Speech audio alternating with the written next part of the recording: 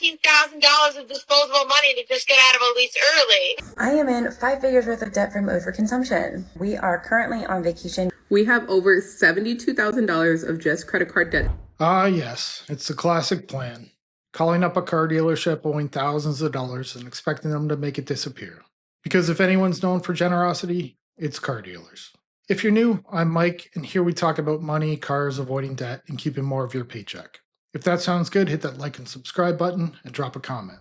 I am not paying for my Acadia anymore. You guys taking my car means I can bring it to Chevy tomorrow. Owes $9,600 in payments and over mileage currently. Correct. Was happy with our numbers, but where we went wrong, she was hoping that we would somehow make her negative disappear because she has a payoff of $34,000 and her cars were 25 on the best day, so 10 grand flip. Let me talk to her. We had a quote for you, and then there was, I guess, a miscommunication on how we were going about taking care of your old car. I just wanted to kind of go over any of your concerns and hopefully earn your business today. The main thing I constantly said, I am not paying for my Acadia anymore. You guys taking my car means I can bring it to Chevy tomorrow. They offered to take my car off my hands. Oh. Mr. Right has $13,000 of disposable money to just get out of a lease early. She knew she was over her miles months ago and just figured deal with it later, because that always works. Ignore it long enough and magically it fixes itself. Now she wants the dealer to make it disappear, and as it turns out, wishful thinking is not a valid payment option. If that's the case, I'll just wait and pay the miles. I understand you're frustrated. I wasted 3 days. I'm blowing on my husband's phone. I was asking basically, if I'm 96 left, will you eat 6 or 7 so that I only have to roll in, $4 grand into the new car? That's where the miscommunication was. If you're handing me 12 grand, we were only applying 2,500 of that towards the new car, and the additional, we were taking care of the negative situation that you do have. It's exactly the same as if we just made the remaining payments. I'm not paying 10 grand. I'll just eat it, try to get rid of it 6 months early. You're going to pay down 4 grand of that 9,600, right? You'll owe 5,600. If in 6 months, you'll be like $8,200 negative. My job here is just to try to help where I can. I'm willing to do whatever it takes to make the situation better. And if I ate 2 of your payments, so you felt like they really went out of their way to help me, I'd be willing to do that. It is amazing how many people owe thousands of dollars and just expect the dealership to make it vanish. The dealer doesn't erase debt, they redistribute it. Straight into your next car payment with a smile on their face while you thank them. I'm willing to earn your business and to make the deal work. Listen, I can't swing paying off $7,000 on the car. $2,500 down for the new Traverse, pay $720 a month. That's what we were comfortable with. You did not expect to be giving us $12,000. No, and I constantly said that. What I'm willing to do is to make this work for you. However, I can't make 10 grand disappear. Can I make 3 grand disappear? I'd be willing to do that for you, but there is no math that's going to get your 9,600 to zero. I appreciate it. My dear friend told me to work with you guys. One sec. Can I call you back in like 2 minutes for just some bagels? No worries. Sorry. Bye. Oh, man. It's a complicated situation. People put themselves in these negative situations. Like I told her, I'm willing to lose a couple bucks to make her feel like she was taken care of. You know how we work over here. On to the next one. If you don't understand how a lease works, you shouldn't sign one. It's not a mystery, it's basic math. Every mile, every payment, every extra charge is spelled out right there in the contract. The problem is, most people don't read it until it's too late. We have a pastor from Missouri trying to buy a 2024 BMW X1 with 24,000 miles and 2,000 down. He wants to be $650 monthly. He has a 520 credit score. He has a repossession on his credit as well, but let's take a shot. I've never had proof of income from a pastor before. Yeah, the car books out for $34,600 and we're only charging $30,000 for it. It's expensive for his credit, but at least it books out okay. So let's see if God is watching over this pastor. We will need, I guess, a pay stub. Let's see if they like the numbers and then we'll worry about that. We were able to get the pastor approved. Payment's going to be in the mid-8s. Good evening, Pastor. We were able to get you an approval on the 2024 BMW X1. He's a pastor with a repo on his record, bad credit, and somehow he thinks God wants him in a BMW.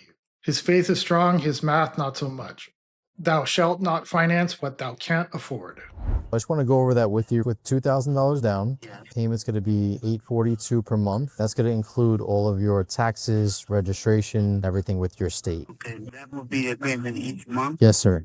For what I think I definitely can handle. Is a little bit on the higher side due to the credit, but later down the line, as you pay it off, I would recommend trying to go and refinance it. as your credit score improves. This way you can go ahead and lower your rate. Okay. Do you have any other questions or concerns before we start the document process to send over to your email? All right, well, congratulations. We'll get this worked up now for you. Thank you very much. Thank you, sir. He recommends refinancing down the road. I recommend not buying in the first place. With a repo and a 500 credit score, you have a lot more to be worried about than being seen in a BMW. Looking rich has become the new goal, and it doesn't matter what's in the bank account. People are willing to go broke to look rich. I don't know how my manager did it, but he just got a 496 score done. This is the thing though, not only is he a 496 score, but he's also an Uber driver and he's only been doing it for 1 month.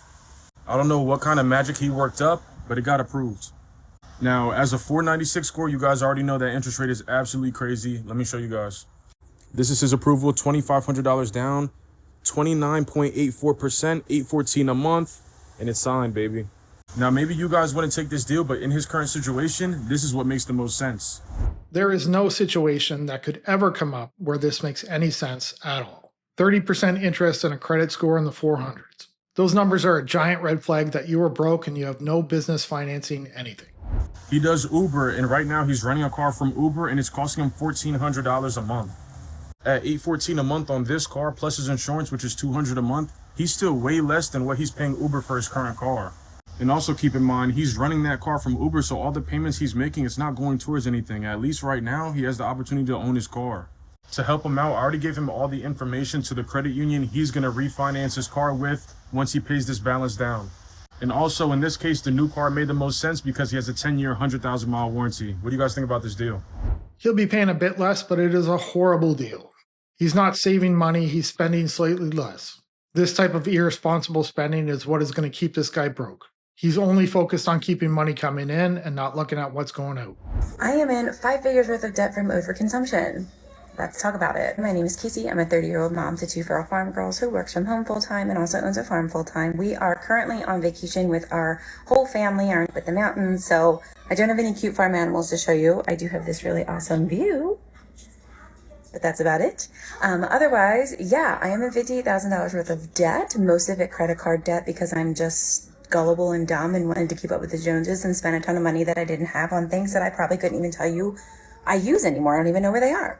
Some of the things were a necessity, like we bought a generator, but yeah, most of it is credit card debt. We've dressed up debt and called it overconsumption because when you give stupidity a nicer name, it almost feels responsible. I had this woman on another video speaking about her debt, but this time she's on vacation.